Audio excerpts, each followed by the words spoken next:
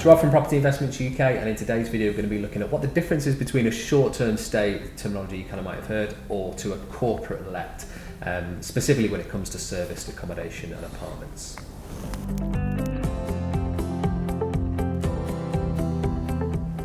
So there's a couple of different terminologies around serviced accommodation, what type of tenant profile to focus on. A short-term stay might be more considered like a holiday let type stay, whereas a serviced accommodation might be considered like what you'd see in a hotel or that type of model. So it's probably quite important, I guess, to distinguish what you guys look at as a... Yeah. So obviously in today's video we're at a nice city centre apartment.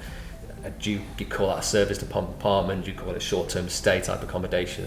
What type of tenants, I guess, do you look at with that? I mean, our aim, the fundamental difference between, I think, what the general public will see as short-term or corporate let is short-term is seen as, you know, if you look online and you're on Airbnb, etc., booking.com, and you're looking for somewhere for you and your partner or you and friends to stop for a weekend in Manchester city centre. That's what I consider a short-term let. More like a holiday type. Just self-contained, and gives you the amenities and facilities better than a hotel, but you're all together, you know, so a 2-bedroom apartment, whatever it may be, you can get 4 people in rather than paying for 2 hotel rooms. With a corporate let, it's very different. This is very much attracted towards relocation and relocation experts, so now companies are very willing to search further afield for the right staff. And I'm sure a lot of the people watching this will have been in that same position. I have as well. So they will then, if they relocate from another country, for example, with a family, they usually put up in somewhere for 6 months to allow them to look for somewhere to see how the job goes. Yeah, it just gives them a base, I guess. Yeah, and that's a corporate let, or contractors that are on 3-month contracts that are coming down that maybe live in London, for example, but are working in one of the new headquarters in Manchester. So during the week, rather than a hotel, they can have less expensive, arguably, a 1-bedroom or 2-bedroom apartment. So that way they can cook for themselves, look after themselves, do their own laundry, have guests over, do whatever they want, home from home. And what will happen with those is that the companies that employ those will actually just contract out the apartment. So that could be 1 month, 3 months, 6 months, 12 months on some occasions. Now ideally, that's what we look for.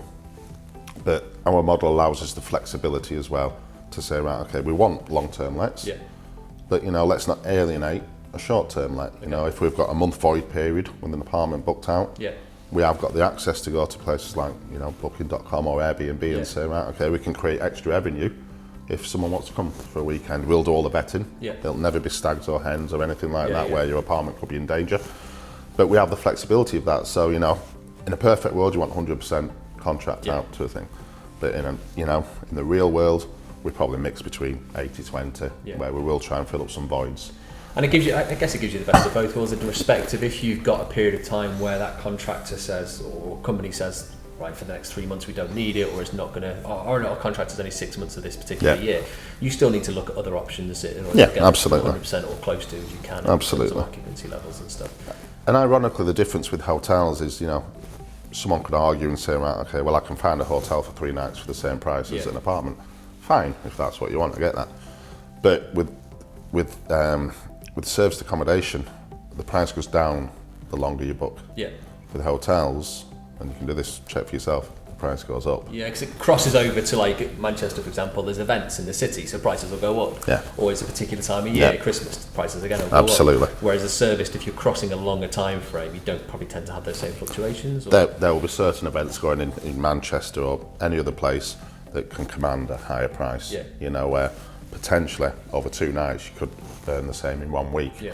Now, and we and our clients always want to make sure that, you know, we're getting the best of both worlds on this, you know, because if someone's only in here for 2 days, great, you know, there's less heating on, there's all that sort of thing. But potentially the revenue can be a lot higher. So there's a balance between that long-term stay and a shorter time. But I guess and having the option to do it. It's always a professional type tenant profile. It's not like, as you said, the stags and the hens and things like that. Yeah, absolutely. I mean, you have plenty of events. Manchester's one in particular, you know, boxing or conferences, etc. And weirdly enough, there's not a lot of great hotels around, and you can command a good rate. You know, people have used themselves, people who come up have stopped in Manchester. and you can command a high rate for a high quality apartment in a good area. With the serviced model, I know, so we've had some contacts with clients with this, when they've looked at like what they perceive as short-term stays, I suppose the negative thoughts that they might consider is that it might only be occupied for 6 months of a year, even over a 12-month kind of time frame. But the occupancy levels are still quite high on there on a serviced model. It's not like with the tenant, you can say, right, they're going to be in there for 12 months, 12 months AST. Service, you can still get kind of 80-90% occupancy levels. We currently run on 90.8. Oh, fantastic. You know, and we can't say we're going to guarantee that for every year, an entire year. But I think that's where we were coming back to one of the previous videos, is that it's in our interest to make sure we explore all options. You know, if we've got 6 months, then we will try and find something. We don't just say, right, we're limiting it to a relocation or a contractor or whatever. We will say, right, that's what we're going to look for. And ideally, we'll get as long a contract as possible. But whatever happens, we will search every avenue to make sure that we can make sure this apartment is occupied. Yeah, perfect. So hopefully it gives you some context to what a service kind of apartment is, or corporate let, ultimately, tenant profile is compared to a short-term stay, and how that works from an occupancy level as well. So it's not going to just be because it's maybe a 3-month or a 6-month contract. There is still other options to get full or as close to full occupancy you can throughout the year. Hope that helps. Thank you for watching this video. If you like this content and you'd like to join our free online property training course, we've got a link for it on this page.